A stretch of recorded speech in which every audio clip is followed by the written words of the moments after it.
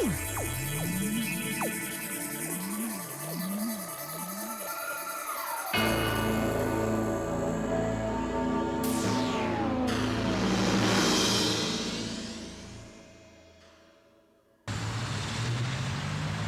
see them every day, sometimes steaming, sometimes being walked upon, and so common that we might forget these hatch and manhole covers can be a great source of public art.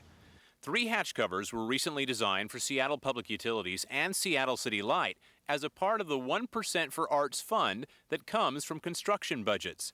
Nancy Blum designed this one entitled City Light, City Bright. I kept thinking Starlight, Star Bright, and City Light, City Bright sort of had a mantra-ish quality. It was really an ode to the city and an ode to the function of City Light and to the way that it brings, it illuminates our city. Blum says she's a big fan of these industrial covers. I'm a true lover of hatch covers. I have a deep affection for geometric pattern and for what they already are. She passed that love along in her design. I created a very circuitous pattern that, in a sense, kind of referenced technology. It had a sort of electric quality, or has a kind of electric quality to it. And over that, I laid flowers. The flowers, she says, are a direct reference to the Northwest and the variety of flowers that grow in this mild climate. These hatch covers came from line drawings. They were scanned and then routed out to create 3-dimensional casts. Barber Earl Thomas drew this pencil drawing to create a cover called Raven Shouts Water. I have been recently, in the last 2 years, using the shape of a raven in my work. Thomas drew a detailed line drawing and then had to simplify that drawing to make it work for the cast. I really, literally had to edit my drawing in order to make it work for this process. And she came away with a beautiful 3-dimensional relief.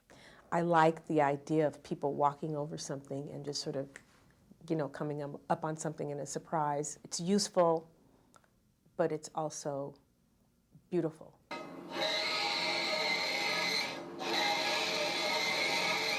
The third and final design is the water ring, designed by Betsy Best-Spadaro for Seattle Public Utilities. I immediately started looking for other historical pieces of art that dealt with the round shape, and looked at Greek vases and bowls and things like that. The hatch cover took on the qualities of a Greek vase, and several themes were created. The primary theme is the idea that we all living creatures need clean water, and that is represented by the humans swimming with the marine life. And then the secondary theme is the water cycle, and the design of the hatch cover takes the water cycle from the atmosphere, which is represented by rain as an outer ring. The water travels through the environment and into our communities and is represented as the wave ring the fish and humans swim through. It then goes back to the sea through drains, which is the center ring. Each marine creature represents a different body of water.